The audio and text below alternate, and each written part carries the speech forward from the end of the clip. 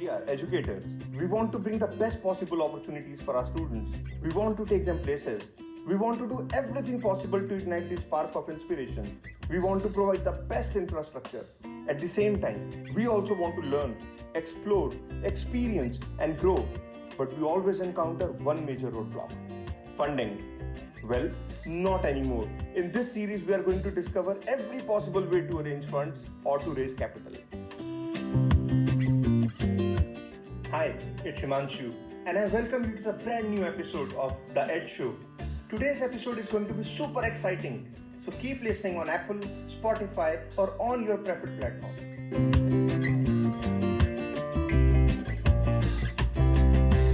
Welcome back to the brand new episode of The TEDS Show. This is the 5th episode of the EdInvest series, and in this episode, I am going to answer some of the most common questions asked by you after listening to the previous episodes on raising non-repayable funding. I hope that this episode will help you understand the non-repayable funding in much deeper sense, and I wish you an engaging and amazing learning experience. In the previous episodes, we have covered everything about CSR, donations, crowdfunding, subsidies, grants, and other types of non-repayable funds. I would suggest you to listen to all the previous episodes to gain complete knowledge on non-repayable funding opportunities, and then listen to this episode to have better understanding. If, after listening to all the episodes and today's Q&A episode, you still want to ask questions, then I suggest you to share the questions with me using the Anchor app, or if you are listening to this episode on YouTube, then write your questions in the comment section and I will cover all your questions in the next Q&A episode. So let's get started. In today's episode, I am covering the most common questions I have received by many educators.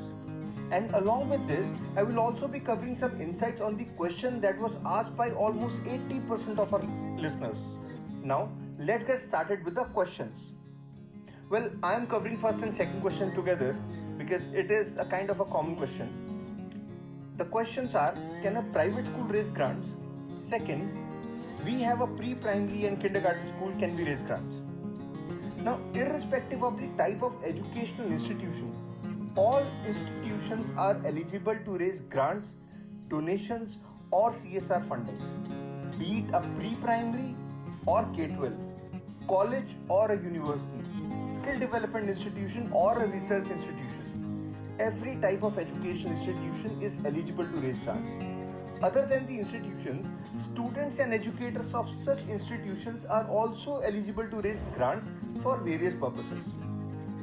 Next question is: do we need tax exemption certificate under our school's name or under our trust or society's name? Now, in Indian context, the tax exemption certificates, which are ATG and FCRA, can be and must be obtained in the name of the society, trust, or a Section 8 company, as this is your legally registered entity under which you are running your education institution. Now, in case you are listening to this episode from another country other than India, then I would suggest you to reach out to your tax lawyer or accounting firm for better understanding on tax exemption certificates and other necessary legalities that you may require for raising donations. Next question is: we are running a school under a trust, so should we raise donation under our school's account or our trust account? Now, in Indian context, donation can be raised only in the trust, society, or Section 8 company's account, as you have all the tax exemption certificates and registration certificate under that account. However, you may also choose to raise grants in the school's account as well. Again, for other countries, my suggestion is to reach out to your tax lawyer or accounting firm for better understanding. Now, let's move to the next question. Do we need to give the access of our accounts to the grant giving organization? Well, no. Why would you give access of your accounts to the grant giving organization? Now, grant giving organization never asks for the access of your accounts. However, they may choose to do the audits of the grant amount given to you.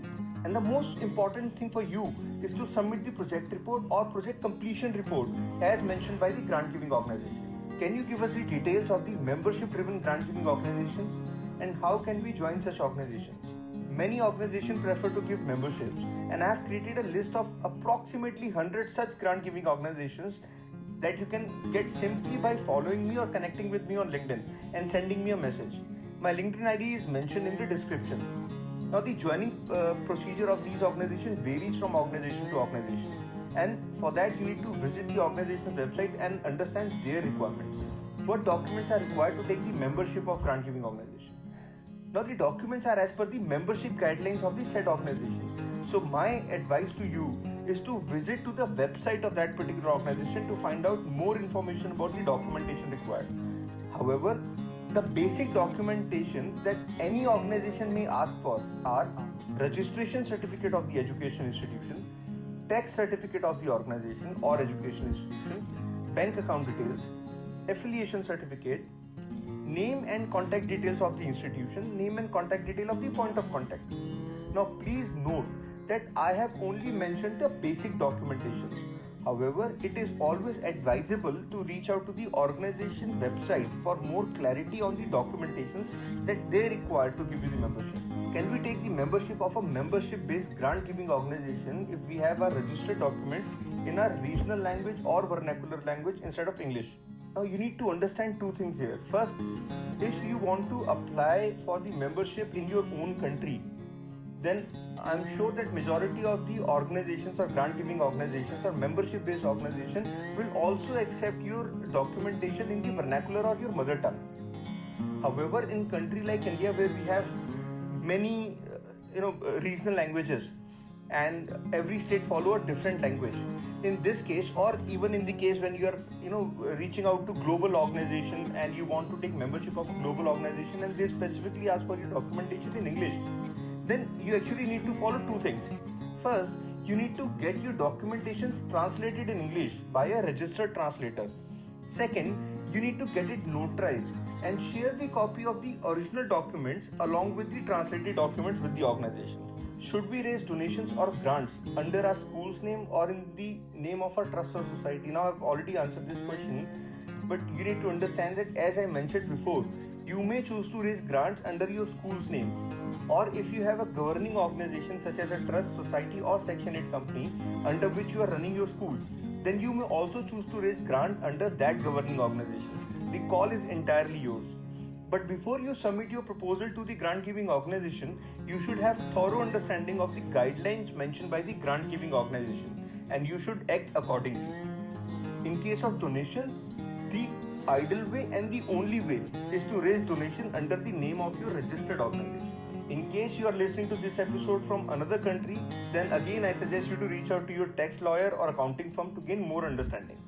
Can we raise grants for promoting entrepreneurship in our school? Now it's a very valid question. Well, you need to understand that grant is a support that is available for every kind of need that you may have as an educator or as educational institution or maybe as a student. And promoting entrepreneurship is one of the needs. The second thing that you need to understand is that entrepreneurial and startup grants are available for supporting young startups and enterprises, and both educational institutions and the students or educators can apply for entrepreneurial or startup grants. Can we raise grants for creating a new school? Well, who doesn't want to raise grant for creating a new school or establishing a new school? However, the answer is yes, you can. But the process is little complex and may involve multiple grant giving organizations to support you for various purposes. For creating schools, colleges or universities, you can also reach out to your state or central government for obtaining subsidies or aid. And you may also choose to run a crowdfunding campaign other than raising grants.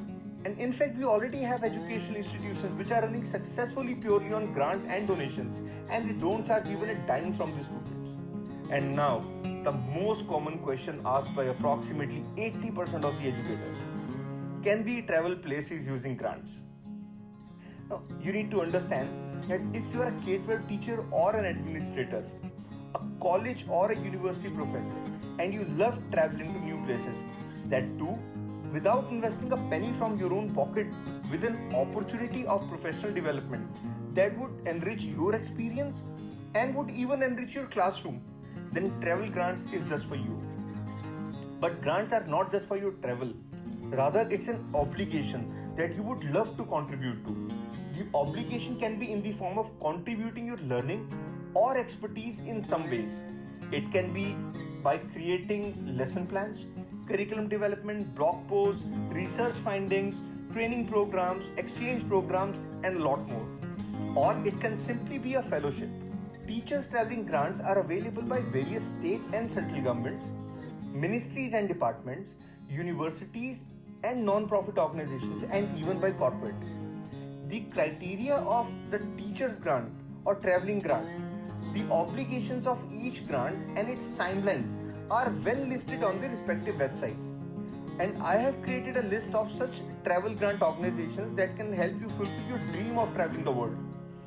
On an average, the size of the grant falls in between $5,000 to $10,000, which in Indian currency is approximately 4 lakh rupees to 8 lakh rupees. However, it may also vary from the purpose and the grant giving organization. If you want the list of such grant giving organizations, then just visit my LinkedIn profile and read my recent article on travel grants. Can we have a format of a grant proposal? Now you need to understand here one thing, that your grant proposal is the key, and an effective grant proposal plays a critical role in deciding the fate of your grant application. And hence, my recommendation to you is to not to use any predefined format unless it is specifically mentioned by the grant giving organization in call for proposal or request for proposal. My recommendation to you is to learn how to write an effective grant proposal and start writing the proposal by your own. If you wish to learn how to create an effective and detailed project report or proposal for obtaining a subsidy, aid or a grant, then do let me know and I will create a separate episode for the same. During my journey, I have come across some great educators who have gained various types of non-repayable fundings for various purposes, for self as well as for their students or institutions. If you want me to invite them for an interactive session, then let me know and I'll be happy to reach out to them. And if you have liked this podcast, then do rate us on Apple Podcasts and share it in your network. And I will see you in the next episode. Thank you for listening to The ED Show. You can now listen to the same podcast on Apple and Google Podcasts, or you can watch it live on YouTube. And I'll see you in the next episode. Till then, stay safe and stay happy.